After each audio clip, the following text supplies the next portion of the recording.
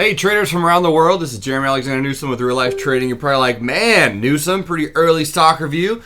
I know, we're one of the few companies who actually do a review while the market is open. You know, we're going out, going big. Main reason I'm doing it already is because I think I'm done for the day. Wow, what a morning. What a morning. My good buddy Prim down in Miami, Florida, just messaged me. He says 3R on Boeing, 2R on Hawaii Airlines, stop almost at break even on TSS. Come join Real Life Trading if you want to know more. Here's his note. This is the GroupMe application that we use. This is our text chat application for our traders. So anyway, let's just talk really quick about some of these gaps on the market today. And of course, I'll focus on Apple, and then I'll look at some of the indices. For a moment, I just want to look at just the candles on Boeing and give you an idea of what a gorgeous gap this was. Now, shout outs to a lot of other people who saw this fierce gap. I mean, there's a lot of people out there who saw the glory and the beauty of this thing. It was really just absolutely fantastic. And really, a lot of the day traders out there, the real life traders who do trade for a living, it becomes easier and easier over time to see gaps, to understand not what they look like, but what they mean, right? What people are feeling in these situations. And anyone who recognized Boeing today is making some money. So, oops, let me go back, sorry. Didn't have my drawing tool on. Ticker symbol BA. So let's just talk about the simplicity, first of all, of the basic type of gap. White candle, gapping down.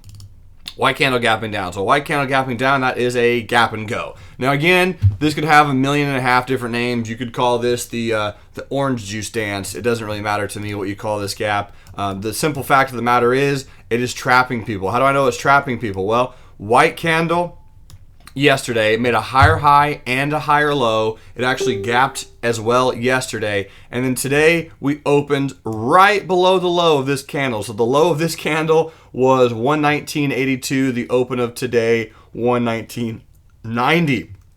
So on $120 stock, yes, it was very, very spready for sure this morning. But this was a beautiful, just honestly a perfect gap and go that someone could have played on the 1 minute chart. Here's the 1 minute chart, and I do factor in, and I very rarely do this because very rarely do I get a gap so phenomenally perfect. But Boeing, the pre-market data I use if I'm going to be playing something right out the gate. So if I say to myself, okay, this is a phenomenal gap and go, I'm going to be playing this in the first few minutes of the market, I will be checking out the pre-market data to see what kind of support resistance there is. So here's some support. Take the retest of that support with a stop right about there. So entry 119, I think we have 119.15 with a limit sell, stop at 120.15. So it was a $1 risk on Boeing. And just a very, very quick, so something like this, and shazoo. Now, obviously didn't know it was going to work that well, and most of the trades don't, honestly. You do your best to get into the trade and make an R or two on the day, and that's always a good day. An R a day keeps the bill collector at bay. And more or less, the other reason I'm making this review this early in the morning is so you guys can kind of see what gaps I'm looking at currently. And maybe those gaps will play out and do something later in the afternoon for you. But Boeing is definitely on the watch list, and anyway, here's your 5-minute pre-market chart as well. And the reason I did the retest specifically is had 3 black candles going into pre-market, and there's the low. So I figured that low would get retested, a lot of volume. So if Boeing makes a little bit of a retest and a rollover, I wouldn't be bullish on it. I guess is kind of what I'm saying. VMware, pretty much the same thing. So there's too many to play today, and today was one of those days where you have to do your absolute best to find the stock that you like the most and trade those. And you really have to do, in the early morning, if you're trading, if you're day trading, without question, you have to focus on the 1 or 2 gaps that you really appreciate the most, that you like the most, that you connect with the most, and trade those, because realistically, there's too much else out there to do. I mean, there's no reason to be in 9 different trades at one time, because if all of them go wrong, you're going to be down 9R on the day, and being down 9R by noon is a bad day. It's tough. So anyway, don't do that, right? So you find some gaps that you like in the morning trading rooms. We ask people what they're looking at, and we often track and keep an eye on what they're trading as well. So it's not just about what we like, it's about what you guys like, because we'll like different stocks. So if someone is in VMware. In fact, my boy John Higgins texted me this morning. He said, VMware, yes, please. Because this one, yesterday, we looked at this one on Tech Giant Tuesday, and this little red box, I mentioned this is where I want VMware to open. I said I want it to open right here. If it doesn't, I'm not going to trade it. If it does, I'm going to be more bearish than bullish. This is a phenomenal, just another incredible gap on VMware. I doubt it hangs in this range all day. One to keep an eye on, but for a swing trade level as well, another phenomenal gap as a swing trader, and again, one to keep our eyes on. So VMware did exactly what I wanted to do it yesterday. That was absolutely gorgeous. Hawaiian Airlines, ticker symbol HA. Hawaiian Airlines, a nice little bullish retest gap. I didn't play this one personally, but my boy Prim did. So great job. Again, nice little gap up. Here's the pivot that it cleared. So that gap was a pretty strong gap down, and we gapped above that. So that was a bullish retest gap on Hawaiian Holdings. Nice little gap there, and good move overall. TSS is another pretty strong gap. White candles gapping down. I would have preferred for it to open right about there, kind of like Boeing did, but it opened down a little bit farther. Here's the 5-minute chart on Total Systems. And my boy, Mr. Brad Reed, is in this trade bearish, and the traders on the trading floor are in this one bearish. His setup is, was 41.26 by 41.26. I'm looking for 42.01. There's a lot of chat going on. So 41.26 by 42.01 is his entry target, right about there, which is about 2R. And at this point, it stops at about break even. So maybe Total System Services keeps rolling over. I'm not entirely sure. But again, great gap. Should be fun to see if that one actually continues to play out. We will find out. And otherwise, kind of do our thing. Tupperware, my boy Sean Bennett is in Tupperware bearish. Again, just a flawless gap. So a lot of really good gaps out there today, ladies and gentlemen. So as far as day trade. So those are the ones you can keep your eyes on if you're day trading. Now, keep in mind, things out there are subject to change due to volatility. But here's Apple. And everybody knows about Apple. This particular setup right here that you see on the screen, this was based on pre-market data. Again, everyone likes trading Apple, so here's the 5-minute chart. Well, actually, I'll just show you the hourly. Here's what I was looking based on just some of the pre-market information. A limit sell and a stop. This was at 1800 hours my time yesterday. I got a chance to go to the Vanderbilt, Florida game. Go Gators, but not really. The score made it look like it was close. It was 59-60. Vanderbilt wins by 1. But really and truly, and no offense to anyone at the game or the players, I know it's very difficult to play that kind of caliber of basketball. And myself personally, I'm one of the worst basketball players in the world, which is kind of unique because of my height. But that was a horrible game. Very bad. Very bad. There was a lot of misses, a lot of free throws, a lot of just looked like we were watching not a college basketball game, I guess is what I'm trying to say. But anyway, I got home, I was looking at Apple, and this was some of my analysis that if Apple traded up higher, I would do a limit sell and place a stop there. And if it broke that low, I'd be more bearish than bullish. So right now, Apple probably looks good for maybe later in the day. It didn't really gap to any special location, honestly. $94, $95 is a very strong support. I don't know if Apple closes below that support or not today, but that's kind of my thing at this point, is if Apple closes below 95, I will be much more bearish on Apple than bullish. Now, it didn't open below 91.77, so I didn't just short it right out the gate. It didn't gap up. But I'm going to see how it looks towards the end of the day, and I might consider me a February bear call spread up here, and or maybe up here, depending on how much premium there is and where there is.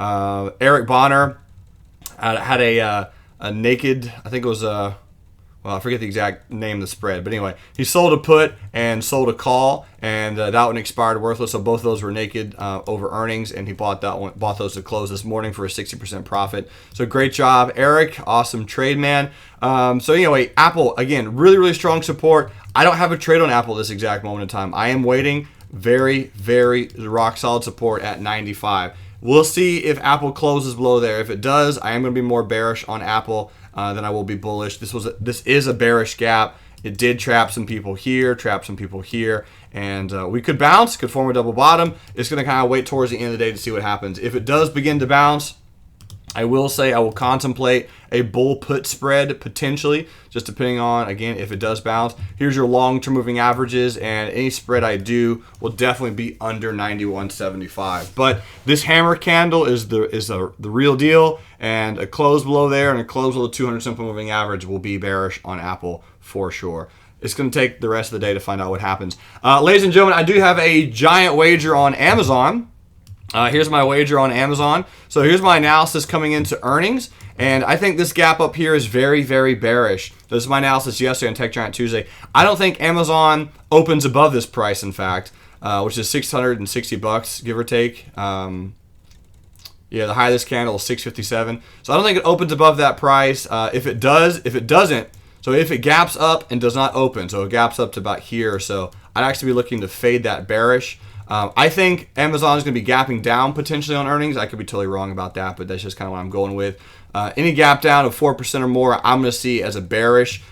These recent patterns right here looks kind of like a flag pattern to me. Very, very strong gap, strong move, flag pattern. I think Amazon continues lower. Bottom line, my wager currently on Amazon is if Amazon fills this gap right here before February 26th, I'm going to run a 5K in skinny jeans, which I will buy on Amazon. So I'm not going to get a chance to try those out. I'll just try my best to find some really tight-fitting jeans. If I'm wrong, I'll have to buy them through Amazon, so I'll help their e-commerce out a little bit, and I'll go run a 5K. So that was one that the real-life traders in the afternoon swing trading room found out for me. So thanks, Steven Jackson and Zane, for that one. But anyway, so that's Amazon. Here's the daily chart on Amazon, and here's the other notes. Plus the daily, it's failing the 100 simple moving average, which is around 602. So that's what we're doing yesterday. Trade up, trade into the 100, and kind of rolling down. So I think we do go lower on Amazon. That's just my guess. But overall, I do not think this gap fills in the next month. So we're going to have to wait till earnings to see what it does. And I'll play it accordingly, of course, on Amazon. Facebook, you guys are all familiar with the absolutely ridiculous wager I have on Facebook.